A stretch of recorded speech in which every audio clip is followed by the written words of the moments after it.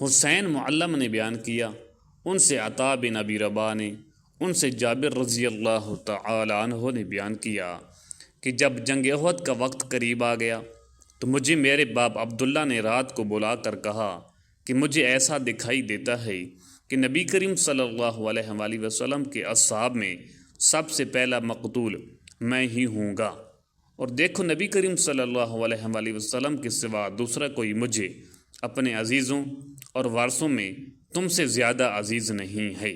میں مقروض ہوں، اس لیے تم میرا قرض ادا کر دینا اور اپنی 9 بہنوں سے اچھا سلوک کرنا۔ چنانچہ جب صبح ہوئی تو سب سے پہلے میرے والد ہی شہید ہوئے۔ قبر میں آپ کے ساتھ میں نے ایک دوسرے شخص کو بھی دفن کیا تھا، پر میرا دل نہیں مانا کہ انہیں دوسرے صاحب کے ساتھ یوں ہی قبر میں رہنے دوں۔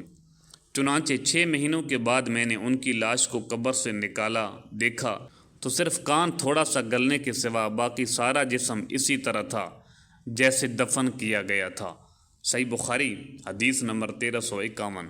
سعید بن عامر نے بیان کیا، ان سے شعبہ نے، ان سے ابن ابی نجی نے، ان سے عطا بن ابی رباح نے، اور ان سے جابر رضی اللہ تعالی عنہ نے بیان کیا کہ میرے باپ کے ساتھ ایک ہی قبر میں ایک اور صحابی حضرت جابر رضی اللہ تعالی عنہ کے چچا دفن تھے، لیکن میرا دل اس پر راضی نہیں ہو رہا تھا، اس لیے میں نے ان کی لاش نکال کر دوسری قبر میں دفن کر دی۔ صحیح بخاری حدیث نمبر 1352۔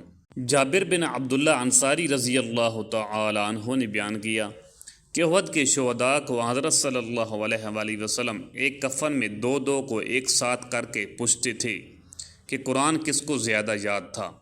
پھر جب کسی ایک کی طرف اشارہ کر دیا جاتا تو بغلی قبر میں اسے آگے کر دیا جاتا، پھر آپ فرماتے کہ میں قیامت کو ان کے ایمان پر گواہ بنوں گا۔ آپ صلی اللہ علیہ وآلہ وسلم نے انہیں بغیر غسل دیے خون سمیت دفن کرنے کا حکم دیا تھا۔ صحیح بخاری حدیث نمبر 1353۔ سالم بن عبداللہ نے خبر دی کہ انہیں ابن عمر رضی اللہ تعالی عنہ نے خبر دی کہ عمر رضی اللہ تعالی عنہ رسول اللہ صلی اللہ علیہ وآلہ وسلم کے ساتھ کچھ دوسرے اصحاب کی معیت میں ابن سیاد کے پاس گئے۔ آپ کو وہ بنو مغالہ کے مکانوں کے پاس بچوں کے ساتھ کھیلتا ہوا ملا۔ ان دنوں ابن سیاد جوانی کے قریب تھا، اسے حضور صلی اللہ علیہ وآلہ وسلم کے آنے کی کوئی خبر ہی نہیں ہوئی، لیکن آپ صلی اللہ علیہ وآلہ وسلم نے اس پر اپنا ہاتھ رکھا تو اسے معلوم ہوا۔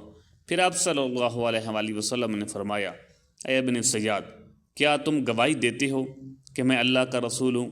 ابن سیاد رسول اللہ صلی اللہ علیہ وآلہ وسلم کی طرف دیکھ کر بولا، ہاں میں گواہی دیتا ہوں کہ آپ ان پڑھوں کے رسول ہیں۔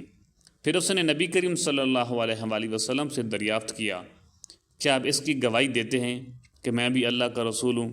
یہ بات سن کر رسول اللہ صلی اللہ علیہ وآلہ وسلم نے اسے چھوڑ دیا اور فرمایا، میں اللہ اور اس کے پیغمبروں پر ایمان لایا۔ پھر آپ صلی اللہ علیہ وآلہ وسلم نے اس سے پوچھا کہ تجھے کیا دکھائی دیتا ہے؟ ابن سیاد بولا کہ میرے پاس سچی اور جھوٹی دونوں خبریں آتی ہیں۔ نبی کریم صلی اللہ علیہ وآلہ وسلم نے فرمایا، پھر تو تیرا سب کام گڈمڈ ہو گیا۔ پھر آپ صلی اللہ علیہ وآلہ وسلم نے اللہ تعالیٰ کے لیے اس سے فرمایا، اچھا میں نے ایک بات دل میں رکھی ہے، وہ بتلا۔ آپ نے سورۃ الدخان کی آیت کا تصور کیا، فارتقب یوم تأتی السماء بدخان مبین۔ ابن سیاد نے کہا وہ دخ ہے۔ آپ صلی اللہ علیہ وآلہ وسلم نے فرمایا، چل دور ہو، تو اپنی بساط سے آگے کبھی نہ بڑھ سکے گا۔ حضرت عمر رضی اللہ تعالی عنہ نے فرمایا، یا رسول اللہ، مجھ کو چھوڑ دیجئے، میں اس کی گردن مار دیتا ہوں۔ آپ صلی اللہ علیہ وآلہ وسلم نے فرمایا، اگر یہ دجال ہے تو اس پر غالب نہ ہوگا، اور اگر دجال نہیں ہے تو اس کا مار ڈالنا تیرے لیے بہتر نہ ہوگا۔ صحیح بخاری حدیث نمبر 1354۔ سالم نے کہا، میں نے عبداللہ بن عمر رضی اللہ تعالی عنہ سے سنا، وہ کہتے تھے، پھر ایک دن حضرت صلی اللہ علیہ وآلہ وسلم اور ابن ابی کعب رضی اللہ تعالی عنہ دونوں مل کر ان کھجوروں کے درختوں میں گئے جہاں ابن سیاد تھے۔ آپ صلی اللہ علیہ وآلہ وسلم چاہتے تھے کہ ابن سیاد آپ کو نہ دیکھے، اور اس سے پہلے کہ وہ آپ کو دیکھے آپ صلی اللہ علیہ وآلہ وسلم غفلت میں اس سے کچھ باتیں سن لیں۔ آخر حضرت صلی اللہ علیہ وآلہ وسلم نے اس کو دیکھ لیا، وہ ایک چادر اوڑھے پڑا تھا، کچھ گن گن یا پھن پھن کر رہا تھا۔ لیکن مشکل یہ ہوئی کہ ابن سیاد کی ماں نے دور ہی سے حضرت صلی اللہ علیہ وآلہ وسلم کو دیکھ لیا۔ آپ صلی اللہ علیہ وآلہ وسلم کھجور کے تنوں میں چھپ چھپ کر جا رہے تھے۔ اس نے پکار کر ابن سیاد سے کہہ دیا صاف، یہ نام ابن سیاد کا تھا، دیکھو محمد آن پہنچے۔ یہ سنتے ہی وہ اٹھ کھڑا ہوا۔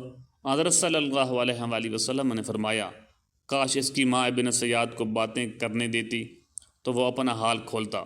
شعیب نے اپنی روایت میں رمرمہ، فرفسا اور عقیل نے رمرمہ نقل کیا ہے اور معمر نے رمزہ کہا۔ صحیح بخاری حدیث نمبر 1355۔